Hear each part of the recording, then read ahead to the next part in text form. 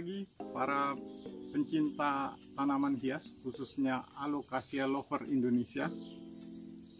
Hari ini saya akan berbagi informasi tentang bagaimana membudidayakan Alocasia invernalis, terutama mengenai beberapa media yang cocok untuk jenis Alocasia invernalis yang sangat sensitif dengan media yang digunakan untuk pertumbuhannya lebih baik. Alocasia invernalis ini adalah jenis Alocasia endemik dari Kalimantan Barat, hanya terdapat di Kabupaten Kapuas Hulu, walaupun pada awalnya ditemukan di Sarawak, Malaysia. Namun melihat beberapa ciri-cirinya, ada sedikit perbedaan antara keduanya, walaupun sama-sama diidentifikasi sebagai Alocasia invernalis. Tetapi yang dari Sarawak, Malaysia dikatakan sebagai varietas dari Kapit, karena nama daerah penemuan pertama Alocasia invernalis di wilayah Malaysia tersebut.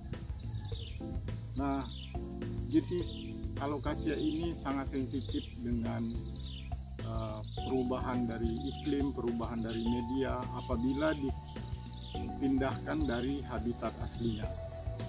Beberapa media yang saya perlihatkan di sini sebagai media yang umum digunakan oleh para pengumpul Alocasia invernalis ini sebelum dijual secara online ataupun secara langsung.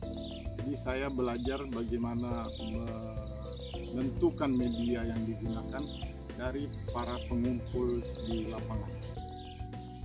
Oleh para seller tanaman hias, khususnya jenis-jenis Alocasia, memviralkan ini dengan nama Black Indo, karena pada jenis Alocasia invernalis yang sudah dewasa itu daunnya menghitam baik bagian atas maupun bagian bawah. Tetapi pada Alocasia invernalis yang masih muda, masih kecil, terutama yang masih anakan, itu belakang daunnya berwarna hijau. Nah, ini para seller membedakan, kalau masih hijau daunnya menyebutnya dengan invernalis, tetapi apabila sudah menghitam seperti yang lebih dewasa seperti ini mereka menyebutnya dengan Black Indo.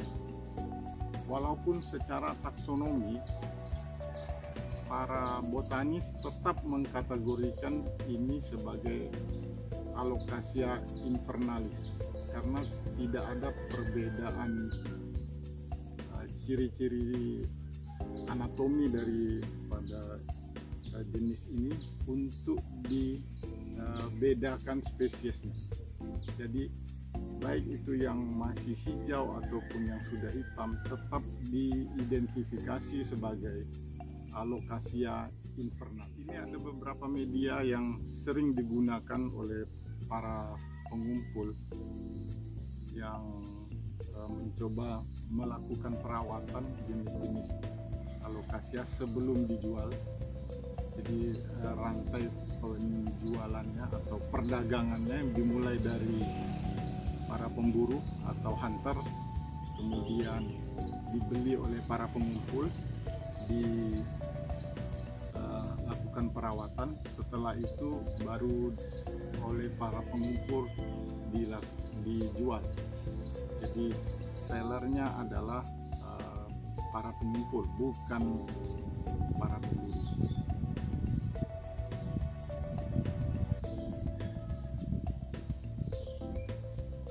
Ini ada beberapa media yang digunakan.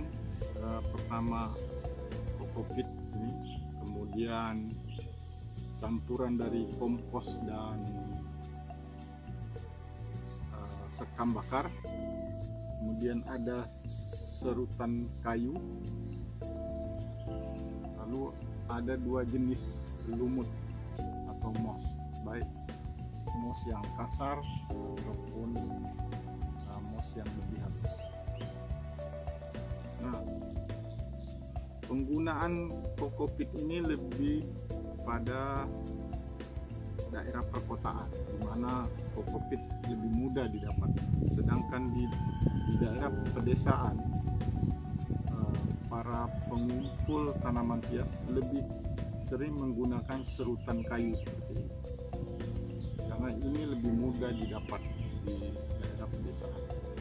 Di beberapa tempat penggergajian kayu ataupun di mebel-mebel furniture sangat mudah didapat serutan kayu. Nah, kemudian tentu media utamanya adalah campuran dari kompos dan sekam bakar.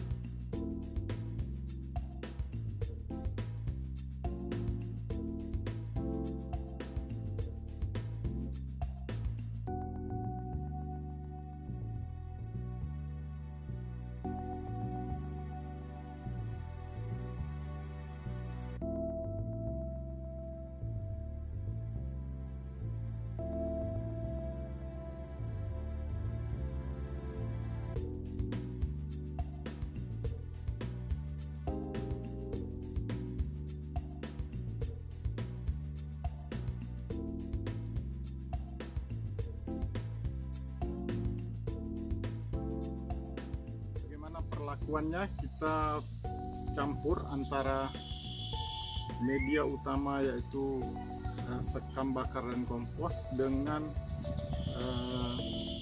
serutan kayu dengan perbandingan 1:1.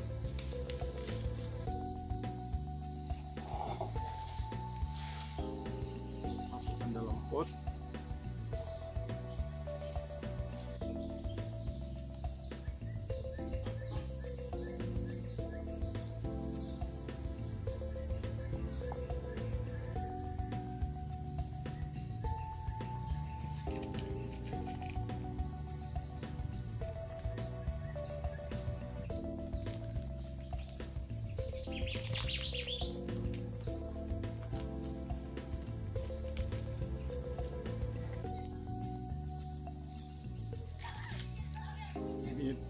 Tanah aslinya dari para pengumpul, mungkin tidak menggunakan sekam bakar, jadi unsur haranya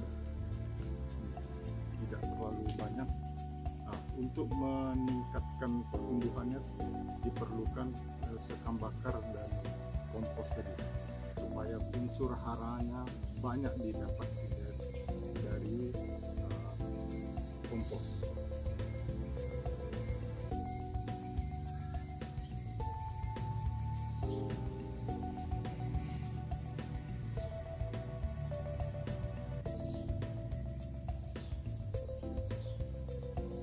Akarnya halus sekali, makanya diperlukan media yang sangat ringan dan poros, karena di habitat aslinya jenis-jenis Alocasia impernalis ini tumbuh di atas serasa, jadi kumpulan dari material dari pohon seperti daun dan ranting yang jatuh, kemudian terjadi dekomposisi dan menjadi serasa di lantai hutan.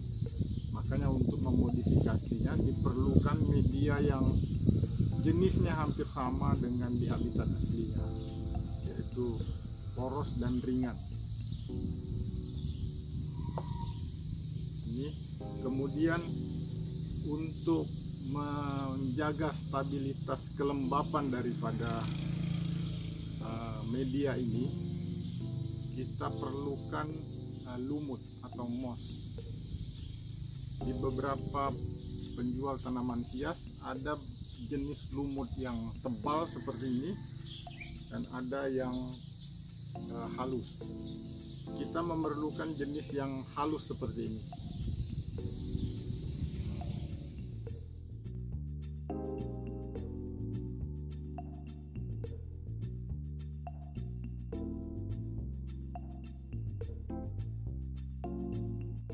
Kita proses medianya dengan beberapa campuran tadi. Nah, sekarang bagaimana penempatan? Pada umumnya alokasia ini tidak menyukai tempat yang terlalu panas, karena di habitat aslinya jenis ini tumbuh di bawah-bawah naungan. Penyiraman sebaiknya dilakukan pada pagi hari, bukan pada sore hari, karena tujuannya supaya setelah penyiraman kemudian siang harinya terjadi penguapan, agar air tidak terlalu lama tersimpan di dalam media ataupun di pot yang menyebabkan jenis ini dapat membusuk. Demikian tips bagaimana membudidayakan jenis Alocasia invernalis dengan menggunakan media yang tepat dan cocok.